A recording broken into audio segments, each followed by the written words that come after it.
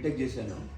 BTech చేశాక acting course చేశాను 2002లో acting course చేసి దాని తర్వాత అంటే యాక్టింగ్ కోర్స్ వచ్చేసి నేను దేవదాస్ కనకాల గారి దగ్గర చేశానండి.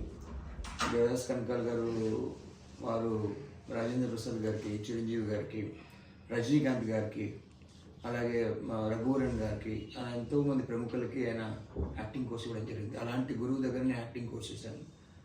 దాని తర్వాత మెథడ్ యాక్టింగ్ కోర్స్ కూడా చేశాను. వినయ్ గారని యూనియన్ ఆఫ్ ఫిల్మ్ టెక్నాలజీ ఆయన దగ్గర 1 year మెథడ్ యాక్టింగ్ కోర్స్.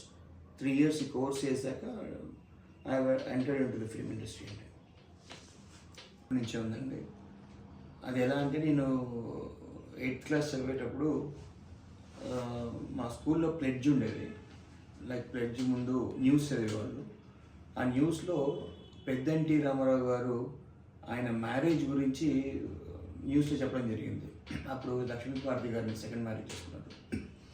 అప్పుడు అనిపించింది, ఒక వ్యక్తి మ్యారేజ్, ఒక సెకండ్ మ్యారేజ్ చేసుకున్న వ్యక్తి గురించి ఒక న్యూస్లో మనకి చెప్తున్నారు అంటే అంత ప్రాముఖ్యత ఏముంది అని ఆలోచించడం జరిగింది అనమాట. అప్పుడు అర్థమైంది ఆయన ఒక సెలబ్రిటీ, ఒక యాక్టర్, అక్కడి నుంచి ముఖ్యమంత్రి అయ్యారు అప్పుడు. సో నాకు అనిపించింది అనమాట, మనం కూడా అలా అవ్వాలి. పాలిటిక్స్ అంటే మనకు తెలియదు.